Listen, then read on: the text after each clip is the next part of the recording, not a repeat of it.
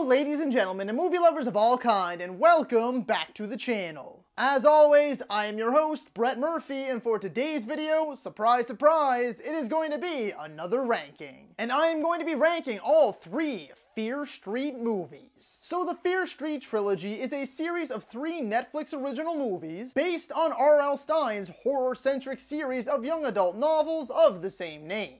And honestly, I don't know if anything like this has ever been done before. 3 mostly separate movies, set in 3 separate time periods, in the same series of movies released week after week for 3 straight weeks. That's honestly just insane to me. Not only do I think they pulled it off quite nicely, but I actually think it was the right choice for these movies. Regardless, between 1994, 1978, and 1666, which time period takes the Fear Street crown? Before we hop into the actual ranking, I just wanted to let you all know that I have an entire playlist dedicated to all of my ranking videos. So be sure to check that out, and I guarantee you'll find something you like. And so with all of that being said, let's hop right into things.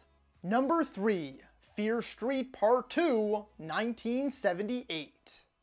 Okay, so I feel like I'm definitely gonna be in the minority on this one because this seems to be the fan favorite. I really loved how this was primarily a homage to the Friday the 13th series, which is among my favorite slasher franchises, with of course minor references to Stephen King's work scattered throughout. The only good characters in this movie in my mind, however, are Sadie Sink and her sister, played by Emily Rudd. Everyone else was boring, bland, stereotypical, and uninteresting. Thankfully though, there are some seriously gnarly kills. And I will always commend these movies for pulling no punches, because they kill off anyone and everyone, regardless of age, gender, sex, race, whatever. There are some pretty intense moments of cat and mouse as well, and some moderately gripping chase sequences. But overall, I felt this one was a little underwhelming. And to be frank, it left me with more questions about the Sarah Fear mystery than it did answers. It sort of just felt like a filler flick, which I guess it kind of is because it's meant to bridge the gap between 1994 and 1666. However, I do feel they could have done a better job at connecting this one to the first and third, as in the end it mostly just boils down to being a side character's origin story.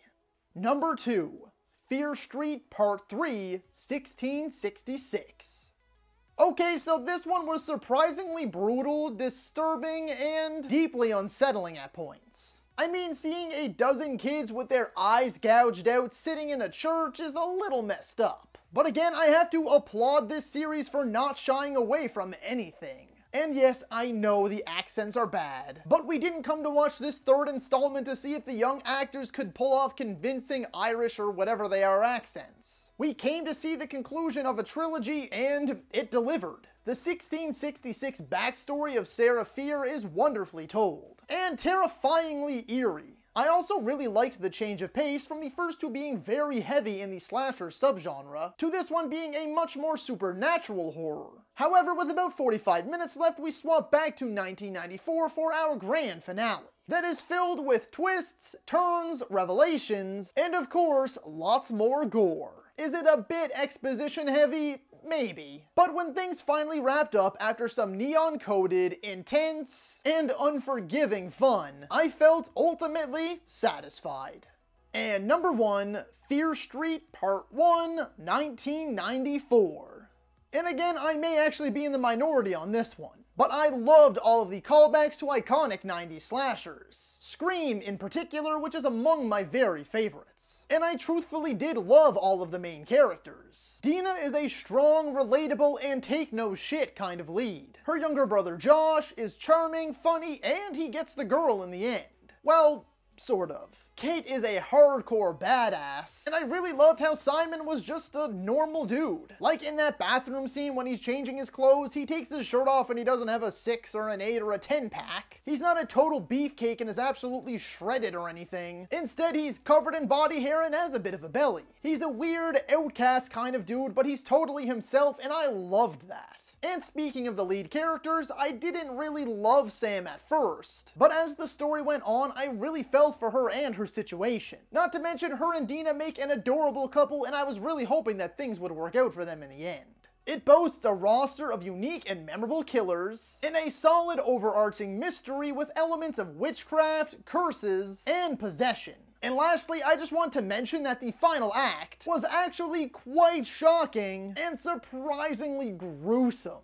And it did a pretty swell job at setting up for its sequels. So that is all for today's video, folks. Be sure to let me know down in the comments if you agree or disagree with my ranking. And while you're down there, feel free to let me know what you'd like to see me rank next. If you enjoyed that video, be sure to hit that thumbs up button. And if you'd like to see more content, consider subscribing to my channel and ringing that little bell icon. That way you can be notified about all of my latest uploads. And as always, stay safe. Thank you so much for watching.